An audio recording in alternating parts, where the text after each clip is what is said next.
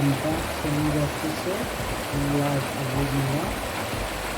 My name is Richard, and before I start the podcast for this week, I want quickly to say if you would like to know more about what Life for Living Life is, you can check us out on our website www.lifeforlivinglife.com. And if you like to get a monthly newsletters that we just started this month, you can also sign up on our website, and I'm sure that you will find one or two things you can relate to from the newsletter. And if you like to write to me personally, you can always send your email to hello@lifeforlivingword.com, or you can write to me at richard@lifeforlivingword.com. Let's get started. I hope everyone is fine and well. This week, the topic I'm going to present to you, I call it fruit of gratitude.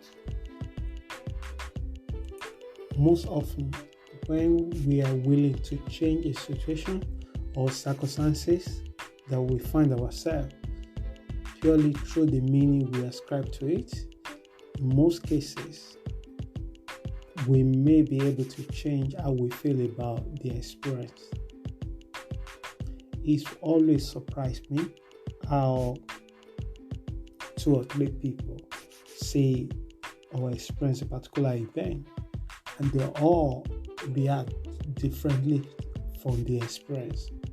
And at the end of the day, if you have the opportunity to just sit down with these people after the event happened and you try to be inclusive about why they act the way they react, you will find out that it's the meaning that they put to that experience that determine what they experience from it. Take for example, a man that has been rejected by a date. He might take it personally and thinking like he's not a good person or he's not attractive enough. He has no way to know what is actually going on. It might be the person that rejected him actually not available for a relationship, or purely that she doesn't like him that way. And that's nothing to do with that man. It just do with the taste of that person.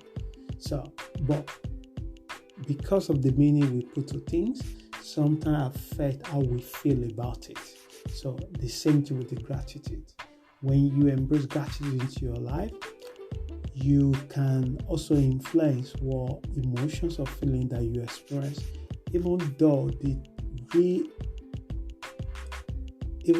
reality might be different to what you are saying, but because you are open your mind to accept the reality and being willing to do whatever you can do to influence it or create another opportunity for yourself, being embracing gratitude into your life will also bring a positive and happy mood into your life. Some people have it in the wrong way, in my opinion. They think like they can only do a thing when they're happy. I said be happy, and then you attract more things into your life. In my life, the most happiest people are the people that do more. And they don't become happy because they do more. They end up doing more because they are happy. So what is the secret of that?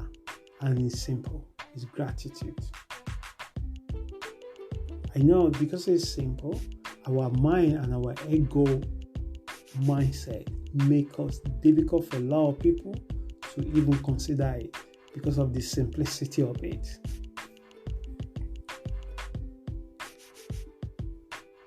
They think that they didn't work for it, or just be grateful for fresh air, grateful for the good earth. It doesn't mean anything if they really have financial problem right now. So, today, the free tool that is available to all humankind, fear gratitude. But regrettably, not everyone have opened their mind toward it.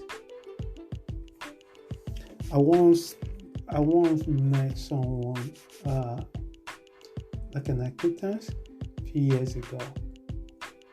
Quickly, few times that we have to share the social gathering or spend time outside, she's always complaining about life.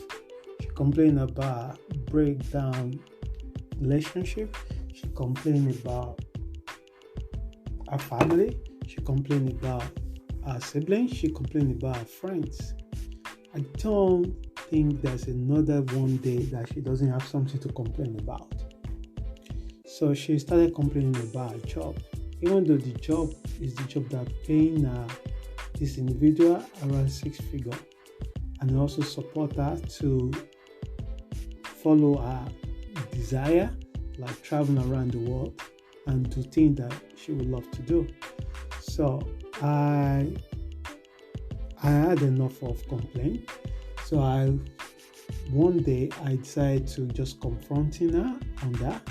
And I remember I said to her, just be grateful that you have the kind of job that you have, even though you don't like the responsibility you currently have, because you expect a great job. Be grateful that you have a job that can take care of the other areas that you need, and you have more options than millions of people. And we turn around to say, no, you don't have to be paid for anything. I work hard for everything I want. She's right. When you work hard for it, that's what she's complaining about. The problem is when she tries, she just keeps finding herself short. And the more negativity she has, she attracts more negative experience in a different way all the time. And what I'm trying to tell her that there's no point of complaining about the water coming from the tap is wasting. Turn off the tap, and then you have a dry land. So, in natural sense, gratitude is the only one thing that we can actually shape the current experience or event that's going on in our life.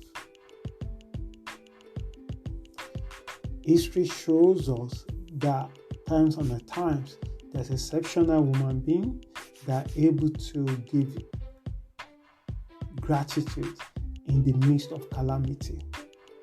How many people will be able to give gratitude if they lose all their savings, lose everything that is important in their life, friends and family, lose their business, lose their house, and they can even sit down and say thank you for that. Thank you. It will be rare. It will be rare to be able to get to that level of that. Fortunately, we do not need to go to this extreme to be grateful. We can learn to be appreciative of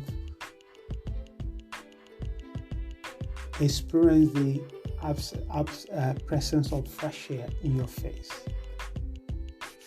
As much as gratitude serves us and our relationships for greater good, we still have many people that are unable to slow down and appreciate the mere fact of being alive with free fresh air and good health. It's always touched me when people say, I will start working next week. I will be happy when this and that happen in my life. Or when I'm so days, I want to jump from the plane. It's always in the future. What the gratitude will make you do most as a person is to appreciate where you are right now. It might not be where you want to be, but the moment that you're able to accept where you are, the gratitude will empower you, create a fire of passion in you or compassion that will make you find the way where you want to go to. So if you spend a day in the company of an individual that has embraced this principle, you will begin to feel much great about yourself. But the opposite can also happen to you. If you decided to spend a day in the company of the person that complains a lot, they find fault as if their life depends on it. You will easily notice how much your energy gone down just because you hanging around this negative energy. Why the energy is negative? So we know we have positive and we have negative. Without these two, there's no spark of electricity. But when you have too much of anything, too much of gratefulness, and you are not taking action, it still don't work. But it's better to be grateful than to become a complainer.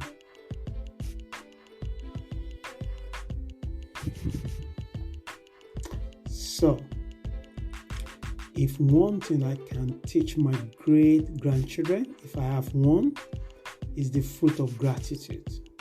I've seen many grown-up adults in terms of physical age that have locked their mind in toxic pain due to lack of gratitude. Instead, they confused the benefit they were seeking with entitlement. This often created sentiment, in my opinion, and the expectation that bring unhappiness.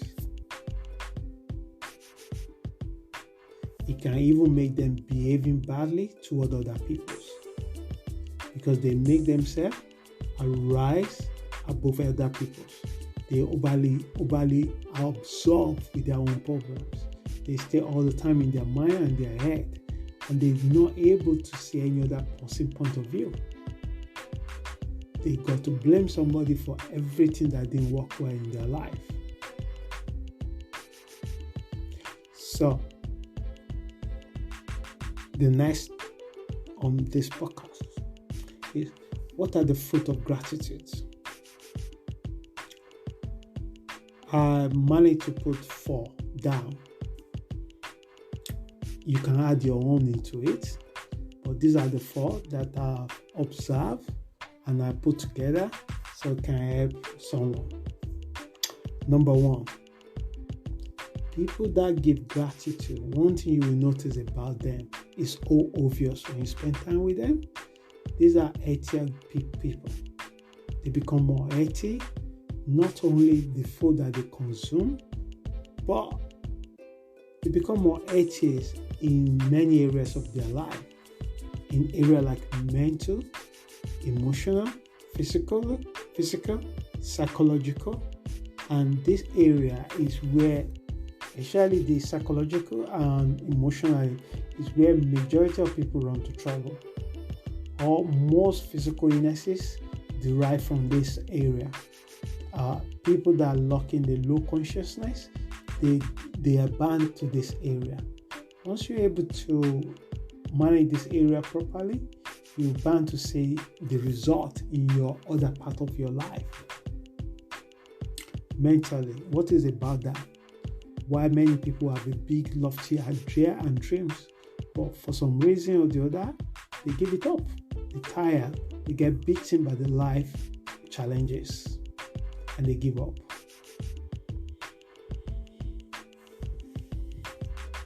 People that embrace gratitude to their life, they are also very healthy in their way. So, open-mindedness and pragmatism. Number 2, open-mindedness and pragmatism. You are able to adapt to your current reality without over-identifying with it. Where most people get into trouble is they define themselves based on the labels they are, the job title, the academic qualification they are, the parent they came from, the family they were raised, the culture or tradition or tribes and the language they associate, the gender they were. They overly identify themselves on this thing. So at one point in their life, if they are not able to fulfill that role, they automatically think that their life is not worth living. But when you embrace gratitude to your life, your heart and your mind will become open. You become more pragmatic about it. not dogmatic, because dogmatism pushes you towards security, that you narrow your world to the smallest bit. So because you are not able to tolerate loss or none. But the gratitude will allow you not to identify with any setback or disappointment that you are, but we also empower you because you're open enough to see what you learn from it and see what is doable with that current situation you find yourself. So many people have managed to deceive themselves by creating false images and surrender themselves with people that praise this false image. And in my opinion, no wonder we have exponential narcissistic traits in society today. Almost all of us will pay for it. So, number 3, law of attraction. Your mind and your physique able to attract experiences that you desire and need for your growth. So, because you give gratitude, the universe may open the door and bring in things, events, history, job, opportunity, things that will push you to what you actually wanted to happen in your life. Not because you focus on that to happen, but the gratitude allow you to appreciate where you currently are. And as a result, because of the emotions of positivity you create within yourself, you're bound to attract more of that feelings into your life based on the external experiences. And that's how law of attraction works. Number 4, which is the last one, before we bring the podcast to the end. If you embrace gratitude to your life, you're becoming more pleasant. And most people wasted their energy to wanted to be a good person, meaning that other people are bad. We all are the good and the bad inside of our nature. As a human being, by nature, we have the good and we have the bad. But most people always want to embrace the good side of them, or what they see the good side, and they tend to forget the bad side to anyone around them. So they quickly blame other people for their own offenses. They become very sensitive to everything that goes around them. So we all have the good and the bad side of our life. Gratitude will shape your behavior to be more accountable and responsible to choices we make. So it's a good thing. We need more people that can embrace of taking responsibility of their own desire, their own where they want in their life, rather than leave it alone to someone else. Lastly, I will suggest seeking to become a pleasant person rather than a good person. If you choose to just be a good person, you automatically assume that there's other people who are bad. So when you are now find yourself in a bad zone, what do you think will happen to you? What do you think will happen to your psyche? What do you think will happen to your consciousness? What do you think will happen to your mindset? So seek to be a pleasant person, because you can become more intentional about it, and that empower you to live the kind of life you wanted to. So I bring this podcast to the end for this week. And if you have any question about this topic, you can always send your email to me at richard@lifeforlivingwell.com, or check us out on our website called www.lifeforlivingwell.com. Once again, my name is Richard. I hope you're enjoying this podcast this week. And if you do have any questions, please feel free to drop me a line and I will kindly respond back to you. Thank you so much for your time. Thank you for supporting this channel, and thank you for listening to it. And have a blessed and wonderful week. Thank you.